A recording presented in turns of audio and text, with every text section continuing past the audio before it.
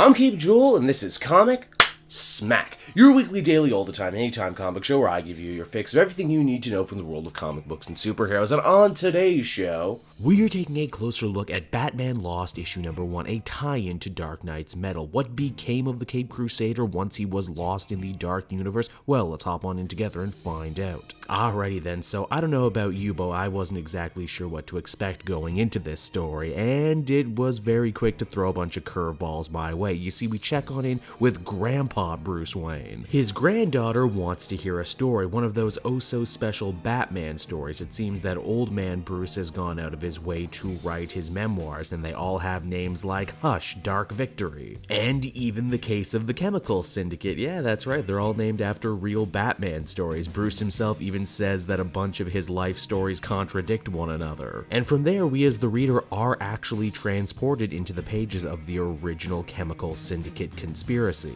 Right down to the original Batman costume and everything, but everything is slightly wrong, slightly off, and Batman starts to feel this. That's because none of this is really happening right now. Bruce is still trapped in the Dark Universe, having his life force sucked out of him by Barbatos and the Dark Knights. We then jump back even further to the dawn of man, where two ancient tribes, one worshipping the bat and one worshipping the bird, do battle with one another. We're reminded that the Bat tribe modeled themselves after Batman during one of his time-traveling adventures following his supposed death in Final Crisis. It was at that moment in history Barbatos had found Bruce Wayne, latching on to him, hoping to use him one day as a portal. Oh, but wait, it's not just Bruce who was being manipulated from afar by Barbatos. Oh no, it was the entire Wayne family, because we're treated to a flashback to Peter Milligan's 1990 story Dark Knight, Dark City, wherein we see an ancestor of Bruce Wayne taking part in some sort of arcane ritual. In fact, it's in this story and in this ritual that Barbatos's name is first mentioned.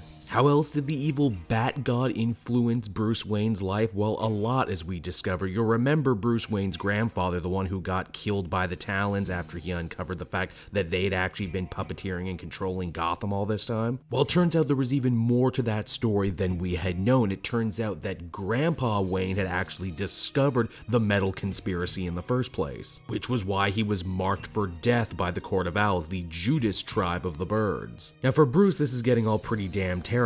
He's learning all these horrible revelations and he's still nowhere closer to escaping. It's at this moment Barbatos chooses to make his appearance known. And it's right here that the real A-bombs start to get dropped. Barbatos says that the only reason Batman is ever as good as he was is because his unseen hand was guiding him this whole time. And that the Dark Knights, his servants, well, they're just what happens when Barbatos isn't looking out for Bruce Wayne's. In fact, Barbatos and Batman are so deeply tied, it's implied that Barbatos was the very bat that flied through the window of the Wayne family study that fateful night. This is all pretty shocking. What's worse though is that Bruce Wayne is still nowhere near closer escaping, as the Dark Knights suck out his energy to help power their machine that will plunge all of main Earth into the Dark Universe as the comic ends. So that was Batman Lost number 1, everybody, and it was a lot to take in. In fact, I probably skipped over a fair amount just in the favor of brevity. Well, one of the things I've really enjoyed about Dark Knight's Metal is that it's super self-referential as an event. This single issue here might be the most self-referential comic I've read all year long. I got a really positive Grant Morrison vibe off this story, which is interesting because he didn't write it, but he will be writing something for Dark Knights coming up, so stay tuned. What we did have though is a dream team of artists all working in one solid direction, invoking a bunch of different feelings for all the different places that we jump in this comic. Snyder also once again gets to show his big brain for continuity, showing that not only is his run on Batman connected, but indeed most runs on Batman are all connected to this greater story with Barbatos. What I think I find especially appealing about this story is how Scott Snyder seems to go out of his way to almost challenge his harshest critics about how he often makes Batman more god than man. Only here for the big takeaway to be, yeah, Batman was always just a man. He was only being guided by a god who had an evil ulterior motive. Overall, this comic just works on a bunch of different levels. I would feel very comfortable giving it a 9 out of 10. So that's your taste of Dark Knights, everybody. I hope you enjoyed it, and as always, series, why not check out some of these other videos I've been working on? Then you can follow me on social media at Cape Joel. And as always, if you like what I do and are feeling in a supportive mood, please head on down into the description and check out my Patreon page. Patrons get exclusive access to videos and content before anyone else, and you can do so for as little as $1 a month. So until next time, everyone, this has been Cape Joel. Thank you so much for watching. I'll see you all again later. Bye-bye.